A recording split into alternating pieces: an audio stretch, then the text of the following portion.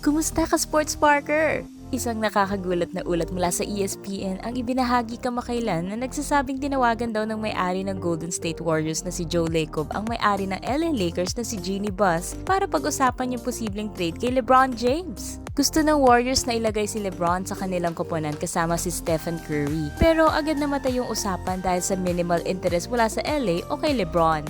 Tinanong si Stephen Curry tungkol sa pagkakalink ng kanilang team kay LeBron pagkatapos ng kanilang pagkatalo sa Clippers. At nagbigay si Curry ng interesting na answer. Sabi ni Steph, "I'm never surprised. I'm just surprised when that stuff gets out. I'm assuming every team is making calls. If every fan base or media group would know about it, it would normalize the conversations that happen in the front office around the trade deadline. When you're exploring around the league, who's available, who's not, gauging interest in that, obviously, a guy like Bron, you probably call just to see. I don't know what the depths of the conversation were, but it was a nice little surprise for sure."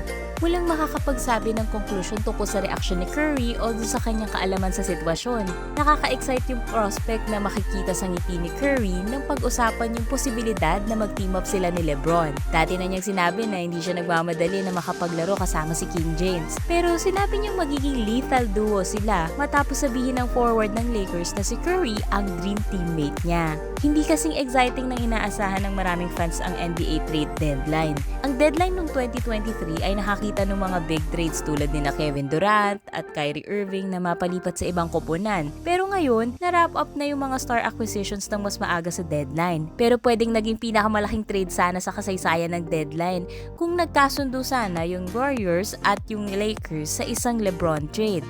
Magiging teammates yung dalawang players para sa West sa 2024 All-Star Game bago pa sila magharap sa Lakers versus Warriors sa kanila unang laro pagkatapos ng All-Star break.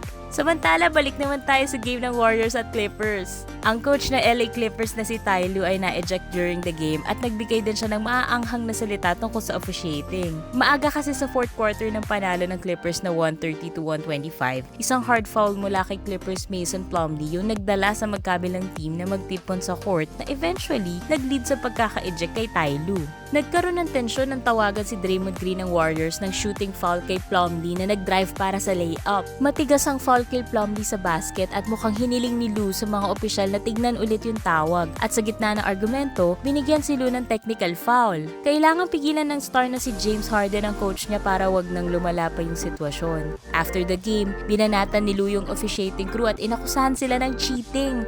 At ipinahayag na yung gusto niyang harapin ay si crew chief James Williams na sinisisi niya sa pagkaka-eject niya sa laro. Ang masidning salita ni Lue ay sumasalamin dun sa kanyang malalim na pagkaka-invest sa kinalabasan ng laban, pati dun sa kanyang matibay na suporta sa kanyang mga players.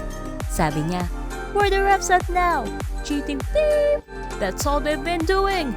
Where James at the referee, I wanna kick him in the mouth."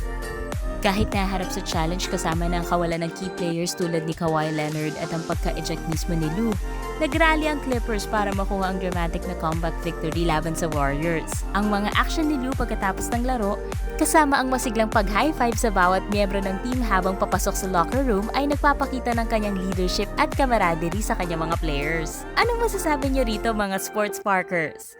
I-comment mo na yan!